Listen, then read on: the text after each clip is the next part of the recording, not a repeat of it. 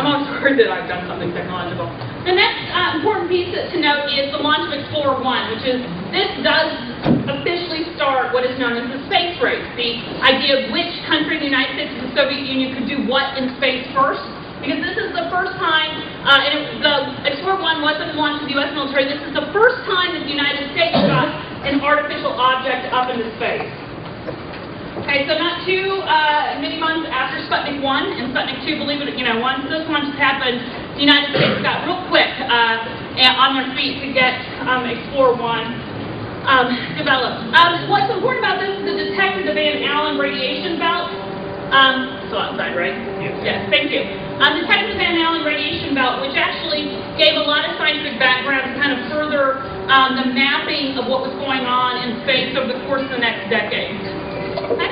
And also, I probably cannot be able to explain to you all the functions of what a cosmic ray detector does, but it utilized one of those to measure the radiation. And that was pretty important because all further space launches, especially the idea of putting living beings in space, we had to have an accurate read of the radiation in kind of low Earth orbit as well in regards to being able to put further things up in space. Yes? I've heard that do what? I've heard that the U.S. We did. We're going to talk about that with the Outer Space Treaty in the 1960s. When it's testing radiation, it's talking about like the Earth's natural levels of radiation. They thought they saw like explosions, so they tried to track radiation. They came from just a super. Okay. I'll trust that. Sounds good to me. There's a picture of the Explorer 1. Okay. In the 1950s, obviously something that's very important for us. I doubt you'll mention Explorer 1 in a lot of your debates, but I think it is important to know a little bit of the history of the creation of NASA. It happened July 29, 1958, started a little bit out of order. And obviously, the idea of creating an administrative agency to overlook space, that there was talk about it before the Sputnik launches, but that really started gaining momentum after the Sputnik launches. That the United States felt that one of the reasons why the Soviet Union outdid us in regards to getting that Sputnik launch before our Explorer 1 launch is that we didn't have a cohesive bureaucratic agency to oversee space exploration. Okay? A huge debate was about whether or not it should be a new agency or expansion of another agency. There was some discussion about putting it under the Atomic Energy Commission, the National Advisory Committee for Aeronautics, but it was decided that the idea of creating a new agency would make that agency more prominent, give us maybe a little bit more of the international perception and credibility that we felt we needed at the time. And then Keith Glennon was the first administrator of NASA. Probably not going to come up with that's not going to come up in debate, but something that might be important to note for those of you that are historical buffs. So he was sworn in as the first administrator.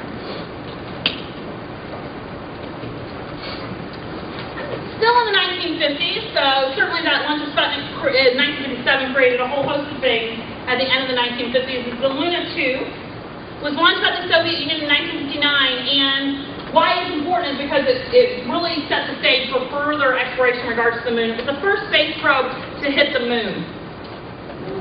The first space probe to hit the moon.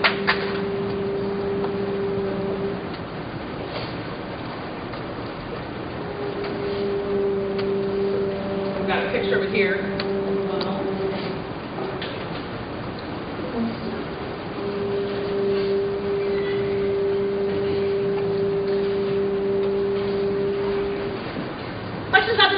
That decade went a little fast, but it didn't really start space exploration until the 57, so we'll be a while over the 1960s. So I'm going to take pause here for a second to see if there was any questions in regards to some of the very early space exploration efforts that we did. Yes? I didn't see space to space. It did have a different space, or you just some of these are satellite images that, started coming down. And of course, we were able to take pictures from Earth to space long before this even happened, right? So we'll talk a lot about satellite imaging on Thursday's lecture with space militarization, because a lot of the imaging that we did through satellites were for military purposes. So we'll talk a lot about that on Thursday. So the 1960s.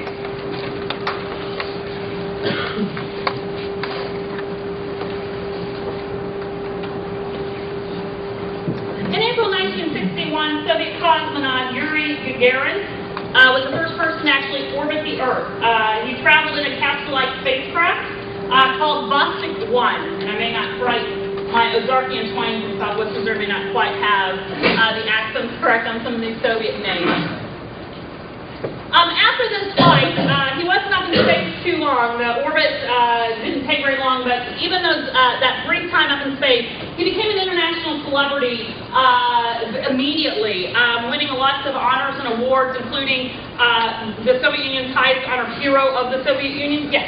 So he was basically the first person in space? Yes. Yep. So, and he orbited the Earth. So, yes.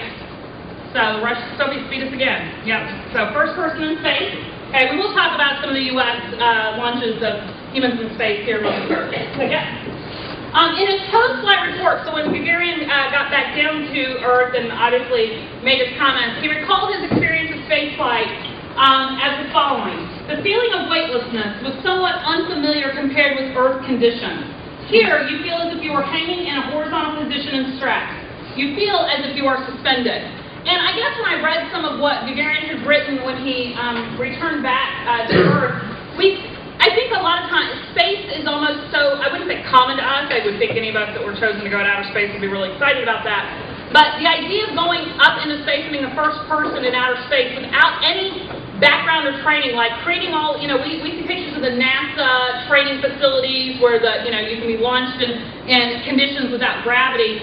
All that knowledge wasn't really available to humans at that point in time. So, being the first human to really experience conditions where they're, not gravity, the idea of weightlessness, and not really even being able to predict how that would feel, I think is a little overwhelming and a little bit kind of awesome and inspiring stuff for it. But just it made me pause for a minute because, I think a lot of the astronauts we have now are trained so well that they kind of know what those spaceflight conditions are before they're launched. There's a picture of him and a postcard, because like I said before, he became kind of an international celebrity immediately. Let's talk about Project Mercury, which included quite a few things from the United States side that were first for us. This was the U.S. effort to send human beings into space under Project Mercury, and it included a lot of different spacecraft, which we'll talk about here momentarily, but the overall project was called Project Mercury. NASA designed a very small cone-shaped capsule that was actually lighter than Vostok 1, so the technology that we sent our astronauts up in was a little bit more advanced, but we kind of learned from what the Soviets had done, although we didn't get much knowledge, obviously, or data from what they accomplished because the programs were kept very separate, and I hate to use the word secret, the Soviets were secretive, but their space program was not in the public domain like NASA had been. They tested some of these crafts with chimpanzees and had a test flight in March 1961, and our final test flight was actually before the Gagarin launch. So the Soviets beat us by just a hair in regards to this. Our test flight happened before Vostok 1 actually was launched, but we were not able to get our official launch of one of the Mercury capsules up into space before the Vostok 1. And again, the goal was Project Mercury was to put the first human into space was the goal because the project started before Vostok 1 was launched. But then, obviously, the goal became to put United States astronauts into space as soon as Vostok 1 had been launched. For those of you all that just are a little bit of history about the project, name Mercury came from the Roman mythological god. The symbol of speed. So that's where the name Mercury came. The project included 20 unmanned launches, followed by 6 flights with astronauts. So 20 missions with human beings, followed by 6 flights with astronauts. Mercury program cost approximately $384 million, which is the equivalent of $2.9 billion today, to put that in perspective. $384 million sounds like a lot to us today, but 1960s dollars and counting for inflation, that would be, like I said, $2.9 billion we were talking about today. A couple of things of this project, Mercury, because again, it included multiple launches. It included Alan Shepard, which was the first American in space, although not in orbit. He actually didn't orbit the Earth, but he was the first United States astronaut in space. And that happened on May 5th, 1961. His time in space lasted 15 minutes and 22 seconds. So he's up in space 15 minutes and 22 seconds. When he returned to Earth, President John F. Kennedy at the time, about 20 days later, started putting together a national objective to put a United States, an American, on the moon. We'll talk about those, that he did a series of speeches on that. We'll talk about that momentarily. Also at the Project Mercury, we see that John Glenn, and that was February 20th, 1962, if you're a date buff, was actually the first astronaut to orbit the Earth. First U.S. astronaut to orbit the Earth. He did a total of 3 orbits, and his mission was named Friendship 7. Friendship 7, and the orbit time lasted around 5 hours. The orbit time lasted around 5 hours. And then we see a bunch of the different capsules that were utilized at this time. Again, Freedom 7, or Friendship 7, this one is the one that John Glenn went up in. So we have Freedom 7, Liberty Bell 7, Friendship 7, Aurora 7, Sigma 7, and Faith 7. Freedom 7 was the one that Shepard was in, so the very first one. Yes, are you going to ask me a question? Yeah. Yep, great. 15 minutes and 22 seconds. Huh? 15 minutes and 22 seconds is how long Shepard was in space. Yep.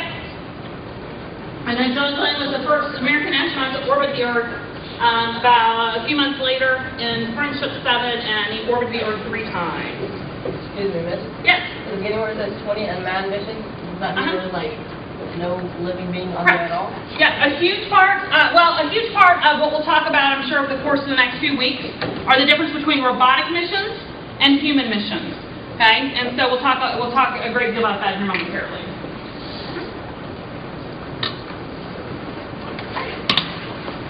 I'm going to talk a little bit from the political side of things. John F. Kennedy was president at the time, and in May 1961, he made a very bold and public claim that the United States would land a man on the moon before the end of the decade. So kind of wouldn't say challenge, but made a promise and a public commitment that the United States, that was going to be our goal for space exploration for the rest of the decade. The initial speech was before a joint session of Congress. We're going to watch a little bit of a clip of a speech he followed up with at Rice University in Houston, Texas. That was kind of a much more public speech about that. There were some political factors that really led Kennedy, obviously, to make this public claim and this commitment to making a national objective to get a man on the moon.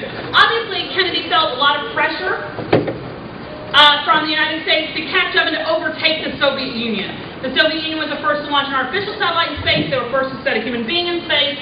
That he felt that the United States really needed to set a goal that we could outdo the Soviets, in the area of space exploration. Remember, we're in the height of the Cold War at this point in time. The Bay of Pigs fiasco. How many of you know what that is from your history classes? Okay, that had happened in mid-April, and that put a lot more pressure on Kennedy in regards to trying to find ways for the United States to gain superiority over the Soviets. So he concluded that landing an American on the moon would be very challenging, but an area of space exploration which the U.S. actually had a potential lead on. Okay, so he followed up in this 1961 declaration for Congress with a 1962 speech at Rice University that I said. It is these 2 speeches that are credited with the official announcement of a space race. Obviously, the United States joined the space race, the Explorer 1, but it was these speeches that, for lack of a better term, I guess the gauntlet was thrown in regards to, we will beat the Soviets at this next goal. And so we'll watch a little bit of Kennedy's 1962 speech at Rice University in Houston, Texas.